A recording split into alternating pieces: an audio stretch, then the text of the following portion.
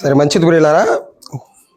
ఇప్పుడు వచ్చినటువంటి మీ అందరికీ నా హృదయపూర్వక వందనాలు తెలియజేస్తున్నాను. ఇప్పటివరకు కూడా సహోదరులు చాలా చక్కని మాటలు చెప్పారు కనుక మనం కూడా దాని కొనసాగింపుగా కొన్ని మాటలు మాట్లాడుకుందాం. ఎక్కువ సమయం అయితే చెప్పను, 2 నిమిషాలు చెప్పడానికి ప్రయత్నం చేస్తాను. నేను కూడా దేవుని మాట వినుట మేలు.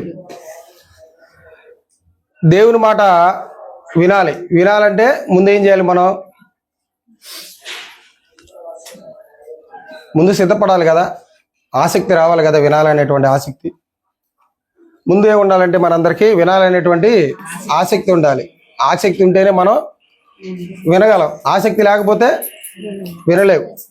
మనం బలవంతంగా వచ్చి ఆసక్తి లేకుండా బలవంతంగా వచ్చేది దేవుడి మాటలు విందామని మనం ఇక్కడ కూర్చున్నాం అనుకో, అవి మనకి చెవుల్లోకి పోతాయి కానీ దేంట్లోకి పోలేవు, మన హృదయంలోనికి పోలేవు.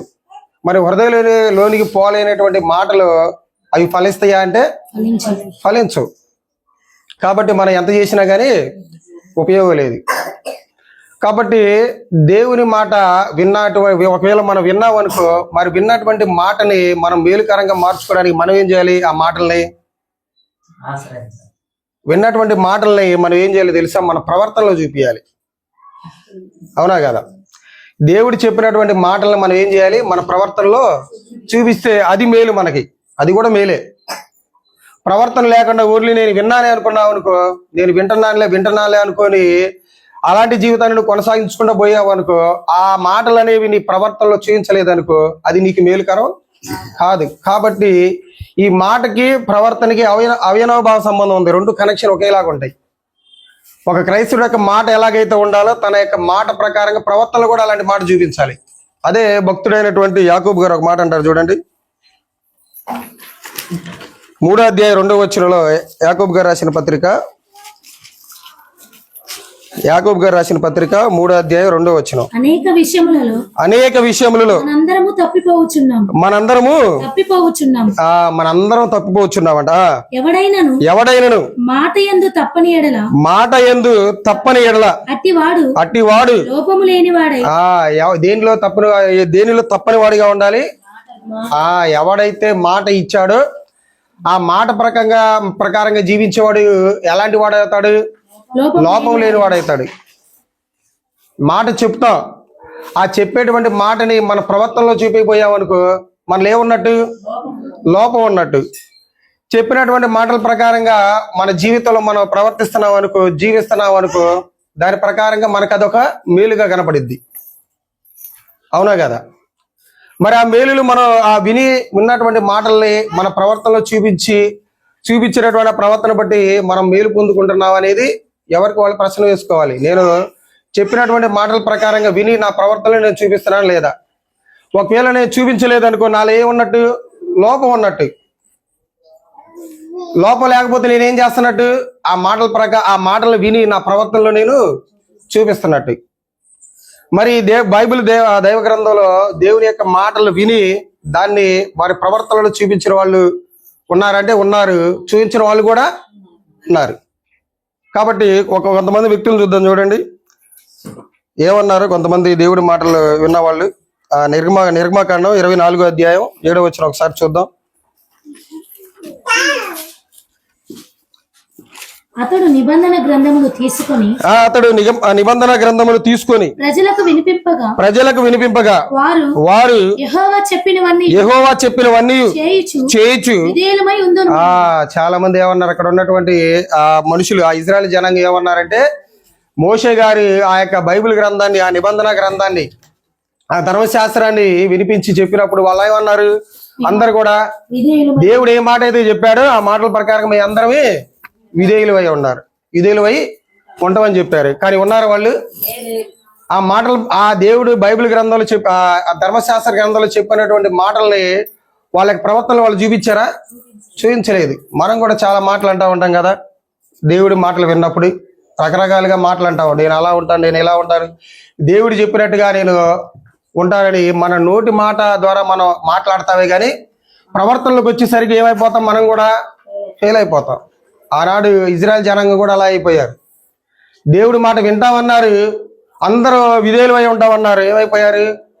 ఆ మాటలు వాళ్ళ జీవితంలోకి వచ్చేసరికి ఏమైపోయారంటే ఫెయిల్ అయిపోయారు. నీళ్లు లేనప్పుడు నీళ్లు లేవని శోధించారు, ఆహారం లేనప్పుడు ఆహారం లేదని శోధించారు. ఇలా రకరకాలుగా ఏం చేశారంటే దేవుడి మాటలకు వింటామని చెప్పినా కానీ వాళ్ళ యొక్క ప్రవర్తనలకు వచ్చేసరికి ఏమైపోయారంటే దేవుడికి వాళ్ళు అవిధేయులుగా మిగిలిపోయారు. కాబట్టి ఇల్లు సరే కొత్త నిబంధనలు కూడా ఉన్నారంటే ఉన్నారు, చూద్దాం చూడండి. మత్తయి సువార్త పేతురు గారి సందర్భంలో మనం చూస్తాం. ఎక్కడంటే ఆయనకి శ్రమల దినాల దగ్గరకు వచ్చినప్పుడు పేతురు గారితో నన్ను మీరందరూ కూడా అభ్యంతరపరుస్తారంటాడు. చూడండి ఎక్కడంటే మత్తయి సువార్త 26వ అధ్యాయం 26-31. మత్తయి సువార్త 26వ అధ్యాయం 31వ వచనం. అప్పుడు యేసు వారిని చూచి ఈ రాత్రి మీరందరూ నా విషయమై అభ్యంతరపడెదరు. ఏలైనగా గొర్రెల కాపరిని కొట్టుదును. చూడండి ఇక్కడ ఏం జరుగుతుంది సందర్భం తెలుసుగా మీ అందరికి. ఆయన అప్పగింపబడేటువంటి సమయం దగ్గరకు వచ్చింది. సమయం దగ్గరకు వచ్చినప్పుడు నన్ను పట్టుకోబోతున్నారు, రోమా సైనికులని చిక్కబోతున్నారు, వాళ్ళు నన్ను హింసపోతున్నారు అనగానే అక్కడ ఉన్నటువంటి పేతురు గారు ఏమంటారు ఎంబటే, నీకది దూరం కాక అది కాక ఏమంటారు, నీ ప్రాణానికి నా ప్రాణం అడ్డేస్తానయ్యా నేను. ఒకవేళ నిన్ను చంపడానికి నిన్ను పట్టుకోవడానికి ఎవరైనా వచ్చారనుకో నీ ముందుంటా నేను అంటాడు. ఎంబటే క్రీస్తు వారు కిందకు వచ్చిన తర్వాత ఏమంటాడు, ఈ రాత్రి కోడి కోయక మునిపే నీవు నన్ను ఎరుగునని ఉమ్మారు చెప్పారు. చూడండి అక్కడ పలికినటువంటి మాట ఏంది, కిందకు వచ్చేసరికి ఆయన విధానం ఎలా మారిపోయింది. పలికినటువంటి మాటల ప్రకారం ఉంది ఆయన విధానం అనేది, కిందకు వచ్చేసరికి లేదు. ఏమన్నాడు క్రీస్తు వారు ఆయన గురించి, ఈ రాత్రి కోడి కోయక మునిపే నీవు నన్ను ముమ్మారు ఎరగదు అని చెప్పాడు. చూడండి మాట అయితే మనం ఉంటాం కానీ దాన్ని మన ప్రవర్తనకు వచ్చేసరికి చూపించలేం. మన లోకానుసారంగా ఒక మాట అంటే ఏమని, అరే ఎంతో మందిని చూసుంటావు కానీ 1000 మందిని చూసుంటావు, ఆ 1000 మందిలో ఎంతో మందిని చూసుంటావు కానీ ఆ 1000 మందిలో నాలంటూ నువ్వు చూసుంటావని రకరకాలుగా మనం ఏం చేస్తూ ఉంటాం, వాగ్దానాలు పలుకుతాం, గొప్ప గొప్ప మాటలు మనం ఏం చేస్తూ ఉంటాం, పలుకుతూ ఉంటాం. కానీ అదే సందర్భాన్ని ఆ మాటల్ని మనం ప్రవర్తించేటువంటి దగ్గరకు వచ్చేసరికి ఏమైపోతా ఉన్నాం అంటే మనం ఫెయిల్ అయిపోతున్నాం. ఆనాడు ఇజ్రాయెల్ ప్రజలు కూడా ఏమైపోయారు, పాటించే దగ్గరకు వచ్చేసరికి ఫెయిల్ అయిపోయారు. అదే కొత్త నిబంధనలో పేతురు గారి దగ్గరకు వచ్చేసరికి ఏం జరిగింది, ఆయన కూడా ఏమైపోయాడు, ఫెయిల్ అయిపోయాడు. అవునా కదా, చెప్పిన మాట ప్రకారం ఉన్నాడు ఆయన, లేడు. ముగ్గురు వచ్చి అడిగినప్పుడు ఏం చెబుతాడు ఆయన, బొంకుతాడు, నాకు ఆయన ఎవరంటే తెలియదు అని ఏం చేస్తాడంటే అక్కడ నుంచి పారిపోతాడు. ఎందుకు ఇలా దేవుడి మాటలు ప్రకటిస్తున్నా కానీ మనుషులందరూ కూడా విని పాటించలేకపోవడానికి కారణం ఏమైనా దేవుడు ఇచ్చినటువంటి ఆజ్ఞలు ఏమైనా పెద్ద కష్టతరమైనయా, చాలా బరువుని మోసేసేటువంటి బాధల్ని ఇబ్బందుల్ని అంత పెద్ద పెద్ద ఆజ్ఞలు ఏమైనా పెట్టాడు దేవుడు, మనకి పెట్టలేదు. అలా అనుకుంటాననే దేవుడు ఒక మాట కూడా ఇచ్చాడు చూడండి ఒకసారి ద్వితీయోపదేశకాండం. ఒకవేళ దేవుడు ఆజ్ఞలు ఒకవేళ అంత గట్టి అంత భారమైనవి ఏమనుకుంటారేమోనని దేవుడు ఒక మాట రాయించాడు. చూడండి ద్వితీయోపదేశకాండం 30వ అధ్యాయం 11వ వచనం. నేడు నేను నీకు ఆజ్ఞాపించి ఈ ధర్మములు గ్రహించుట నీకు కఠినమైనది కాదు, దూరమైనది కాదు. చూడండి దేవుడు ఇచ్చినటువంటి ఆజ్ఞలు అనేవి కఠినమైనవి కాదంట, దూరమైనవి కూడా కాదండి, ఎంతో దూరాన. ఇప్పుడు మనకు తేనె పట్టు ఉంది అనుకోండి, తేనె పట్టు ఎక్కడ ఉంటది, ఎక్కడో చిటారు కొమ్మన ఏలాడబడతా ఉంటది. అంత దూరంలో కూడా పెట్టలే మనకి దేవుడు బైబిల్ గ్రంథాన్ని. ఎక్కడ పెట్టారు ఇప్పుడు మనకి, చాలా దగ్గరలోనే పెట్టాడు, చాలా సులువైనటువంటి విధానంలో పెట్టాడు. మనకి ప్రతి ఒక్కళ్ళు కూడా అందరూ కొనుక్కొని దాన్ని చదివేటువంటి విధానంలోనే దేవుడు పెట్టారు. కానీ మనం ఏం చేయలేకపోతున్నాం అంటే దాన్ని పాటించలేకపోతున్నాం, మన ప్రవర్తనలో ఆ మాటలు విని చూపించలేకపోతున్నాం మనం. మీకు ఒక విషయం తెలుసా, మొట్టమొదటిగా బైబిల్ గ్రంథం అనేది అచ్చు చేయబడినప్పుడు అంట 3,60,000 అంట. ఎంతంట, 3,60,000 రూపాయలు మాత్రమే. కానీ ఇప్పుడు చికెన్ బిర్యానీ అన్నా చీపుగా దొరుకుతుంది, చికెన్ బిర్యానీ కన్నా చీపుగా దొరుకుతుంది బైబిల్ గ్రంథం అనేది. అంటే ఒకప్పుడు ఉన్నటువంటి బైబిల్ గ్రంథం యొక్క కాస్ట్ అనేది ఇప్పుడు వచ్చేసరికి ఎంత అయిపోయింది. దేవుడు చూడండి ఎంత సులువుగా చేశాడు. ఏం చేయాలని ఎందుకు సిలువ చేశారంటే దేవుడు అందరూ ఆ మాటలు విని ఆజ్ఞల ప్రకారం జీవించి వాళ్ళ ప్రవర్తనని మార్చుకోవాలని. ఒకసారి ఆలోచించండి, ఇప్పుడు బంగారు ధరలు ఎలా ఉన్నాయి? ఒకప్పుడు ఎలా ఉన్నాయి, ఇప్పుడు ఎలా ఉన్నాయి? పెరిగినాయి. ఒకప్పుడు వెండి ధర ఎలా ఉంది, ఇప్పుడు ఎలా ఉంది? పెరిగినాయి. కానీ బైబిల్ గ్రంథం యొక్క ధర ఏంది? అదేంది? అసలు పెరగాలి కదా. అది ప్రతి ఒక్కళ్ళకి దేవుడి మాటలు అందాలి, దేవుడి మాటల ప్రకారంగా జీవించాలి. ఆయన ఆజ్ఞలు అనేవి కష్టతరమైన ఏం కావు. చిటారు కొమ్మని తీసుకెళ్ళి ఏం పెట్టలేదు, మన చేతిలోని పెట్టాడు 250 రూపాయలకే, 250 రూపాయలకే. ఏం చేయాలని? ప్రతి ఒక్కరు కూడా ఆ మాటలు విని వాళ్ళ ప్రవర్తనను మార్చుకోవాలని, వాళ్ళ మాటలు మార్చుకోవాలని, వాళ్ళ జీవితాలను మార్చుకోవాలని. ఎంత సౌలభ్యం కలిగించాడు చూడండి దేవుడు మనకి. అయినా కానీ ఏం చేస్తామంటే వింటాం కానీ వాటిని మన ప్రవర్తనలో వాటిని మనం చూపించలేకుండా ఫెయిల్ అయిపోతున్నాం. కాబట్టి ఇలా ప్రవర్తన విషయంలో మనం ఎవరినయా మాదిరిగా తీసుకోవాలంటే వన్ అండ్ ఓన్లీ మన యేసుక్రీస్తు వారు, మన రక్షకుడు అయినటువంటి యేసుక్రీస్తు వారిని మనం మాటల మాదిరిగా తీసుకోవాలి, ప్రవర్తనల మాదిరిగా తీసుకోవాలి, అన్నిట్లో ఆయన్ని మనం మాదిరిగా మనం తీసుకోవాలి. ఆయన మాటలు ఎలాంటి మాటలు అయితే చెప్పాడు అలాంటి మాటల ప్రకారమే జీవించాడు. ఏం చెప్పాడు? నేను 3వ దినాన్ని లెగుస్తానని చెప్పాడా? చెప్పినట్టుగానే చేశాడా? అది ఇప్పటికి కూడా ఎవరు అంతు చిక్కినటువంటి విషయం ఏంటంటే అసలు అలా చెప్పి చేసిన వాళ్ళు ఎవరు కూడా లేరు ప్రపంచంలో. తల పండిన వాళ్ళు కూడా చెప్పలేకపోతున్నారు. అసలు మరణాన్ని జయించినటువంటి వ్యక్తి అసలు ఎలా జయించగలిగాడు అనేటువంటి పరిశోధనలు కూడా చేయడానికి కూడా ఆలోచన లేకుండా పోయింది. అలాగే ఆయన ఏం చెప్పాడు? నీ శత్రువుని ప్రేమించమన్నాడు. శత్రువుని ప్రేమించాడు ఆయన? మాట చెప్పాడా లేకపోతే ప్రవర్తనలో కూడా చూపించాడు ఆయన? వీరేమి చేయించున్నారు, వీరు ఎరుగరు కనుక వీరిని క్షమించమన్నాడు. మాట మాత్రమే చెప్పి ఆయన ఊరుకోలేదు, తన ప్రవర్తనలో కూడా చూపించాడు. ధనవంతులుగా అవ్వడానికి ప్రయాసపడమాకండి అన్నాడు. ఆయన ధనాన్ని కూర్చుకున్నాడా? ఆయన మాత్రం ధనాన్ని కూర్చుకోవడం మొదలు పెట్టినట్టు ఆయన కంటే ధనవంతుడి ప్రపంచంలో ఎవరు లేరు. అవునా కదా? ఎలా చనిపోయిన వాళ్ళని కూడా ఆయన ఏం చేశాడు?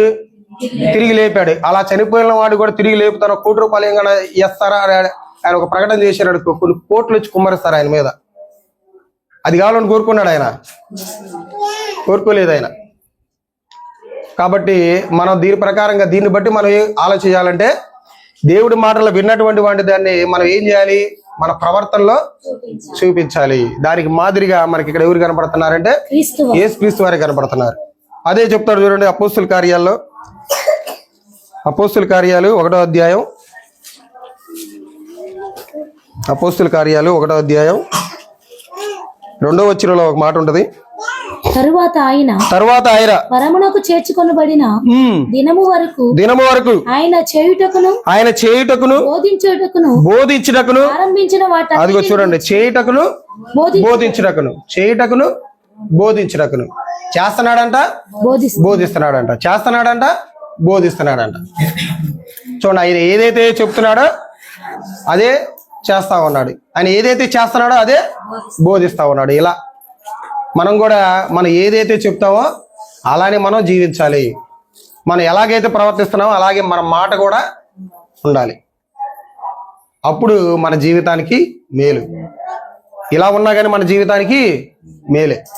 విన్నటువంటి మాటల్ని మనం ఈయన మాదిరిగా తీసుకొని ఈయన మాటల ప్రకారంగా మనం జీవించుకుంటా వస్తున్నామంటే ఇది కూడా మనకి మేలే. చాలా మంది అంటుంటారు యేసుక్రీస్తు వారు కదండి, మరి ఆయన దేవుడు కదా, మరి ఆయన చేస్తాడు, పరలోకం నుండి వచ్చాడు కదా, ఆ స్థానాన్ని వదిలిపెట్టుకొని మన కోసం రక్షించడానికి. మరి మనుషులుగా జీవించినటువంటి వ్యక్తులు ఎవరు ఉన్నారంటే ఎందుకు లేరు? పౌలు గారు లేరా ఆయనలాగా జీవించినటువంటిది? ఏమన్నాడు ఆయన? నేను క్రీస్తుని పోలి నడుచుకున్న ప్రకారము మీరును నన్ను పోలి నడుచుకోండి. క్రీస్తు ఎలాగైతే ఉన్నాడో ఆయన జిరాక్స్ ఎవరుగా కనపడతారంటే పౌలు గారు. క్రీస్తు వారు ఎలాగైతే తన మాటలు మాట్లాడు, ఎలాగైతే తన ప్రవర్తనలో చూపించాడో పౌలు గారు కూడా ఏం చేశాడు? అదే విధంగా ప్రవర్తించాడు ఆయన, అదే రకంగా ప్రవర్తించాడు ఆయన. అందుకని ఒక మాట అంటాడు చూడండి, కొరింథీయులకు రాసినటువంటి 2వ పత్రిక 10వ అధ్యాయం అయిపోయింది. ఇంకొక ఈ వచనం తర్వాత ఇంకొక వచనంతో మనం ముగించుకుందాం. కొరింథీయులకు రాసినటువంటి 2వ పత్రిక 10వ అధ్యాయం 11వ వచనంలో ఒక మాట ఉంటుంది చూడండి.